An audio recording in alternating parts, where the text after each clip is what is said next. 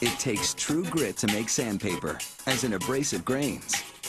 People have been using abrasive minerals to sand and polish things for centuries. Today, these minerals undergo heavy processing to make the grade, from very superfine to very coarse.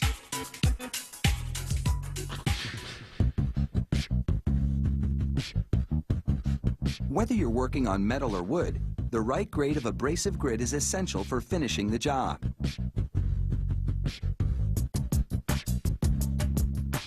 The factory starts with bauxite, a naturally occurring mineral that resembles clay. They add alumina, a white powdery material that's actually derived from bauxite. The bauxite and alumina are blended with other minerals, then released into an electric arc furnace.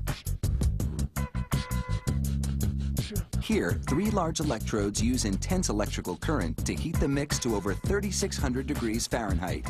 That's hotter than an active volcano.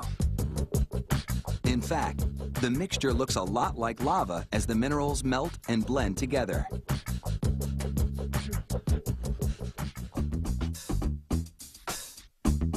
Standing well back and using a long ladle, a technician takes a sample for chemical analysis.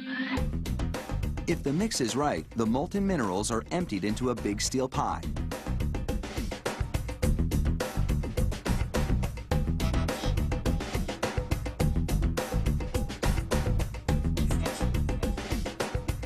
The searing liquid weighs several tons, so a crane is needed to transport it to a cooling area.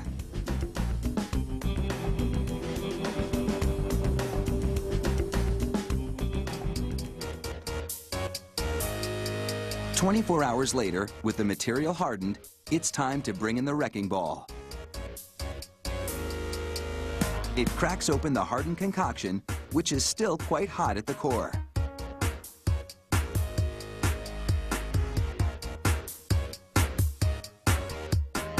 The wrecking ball is dropped repeatedly to break up the hardened minerals.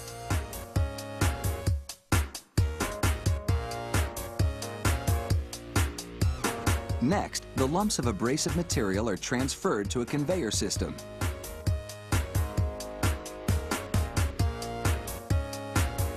Metal-plated crushers break them up into fist-sized chunks.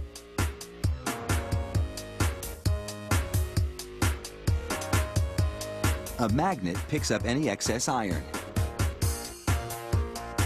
And then it's into the roll crusher, where iron cylinders grind the chunks to bits.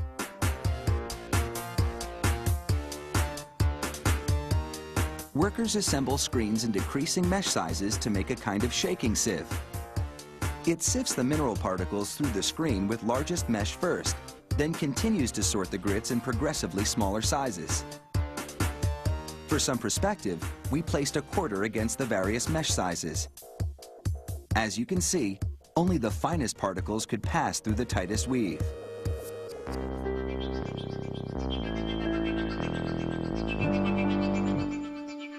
The bits of grit bounce across the screens and fall into hoppers, a different one for each size. The coarsest grains will be used for rough sanding jobs.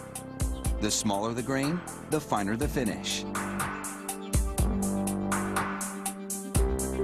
The finest grits are virtually microscopic.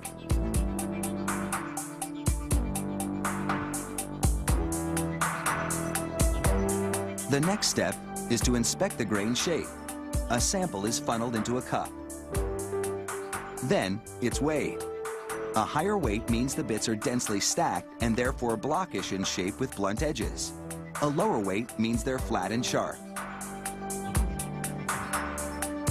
A different test is used for the most minuscule grits. The particles are suspended in an electrolyte solution.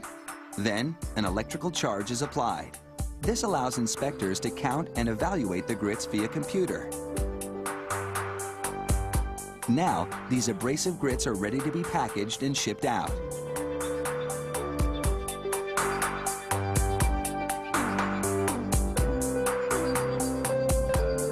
Coming up, we'll go to the sandpaper factory, where the abrasive grits meet their ultimate destiny. We'll have the nitty-gritty on that process next.